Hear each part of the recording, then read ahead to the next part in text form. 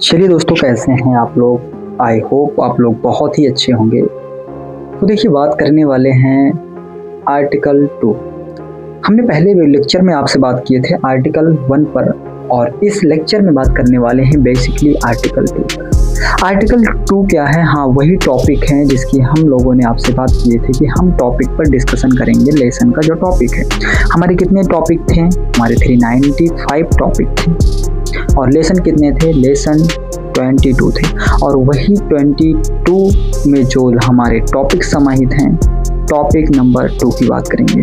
Topic number 2 कहता क्या है? टॉपिक नंबर 2 ये कहता है कि भारत किसी भी बाहरी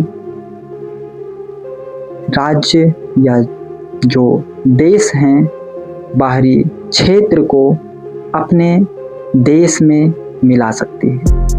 आर्टिकल 2 यही कहता है कि भारत किसी भी बाहरी क्षेत्र को अपने देश में मिला सकती है, लेकिन वह बिना राष्ट्रपति की अनुमति पर।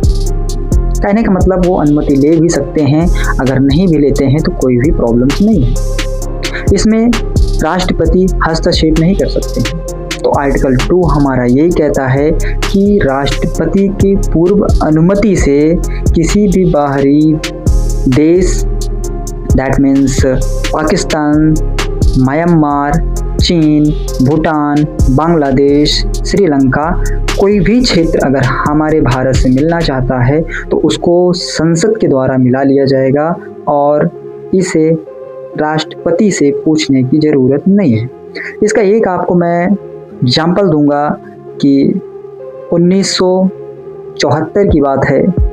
1974 में यहाँ पर सारा रोल अजीत डोभाल का होता है, जो हमारे नेशनल एडवाइज़र हैं, जो हमारे राष्ट्रीय सलाहकार हैं। अजीत डोभाल जी का ही इसमें योगदान होता है। तो मैं सीधा डायरेक्ट आपको बताना चाहूँगा कि 1974 में सिक्किम को शाह राज्य बनाया जाता है, 35वां संविधान संशोधन किया जाता है और भारत में उसे मिला लिया जाता है। इसके पीछे बहुत बड़ी कहानी है, इस पर कभी बात करेंगे आपसे।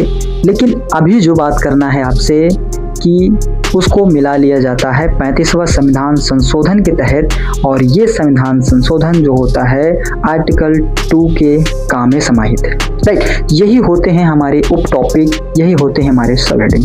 राइट, उसमें के टॉपिक्स में के तो फिर ये शाह राज्य बनाया जाता है 1 साल के लिए, लेकिन इसको 1 साल के बाद ही 1975 में इसे 36वां संविधान संशोधन करके इसे पूर्ण राज्य बना दिया जाता है। और जैसे कि आपको पता है, हमारे देश जो है एक यूनियन है, नॉट कॉन्फेडरेशन, फेडरेशन।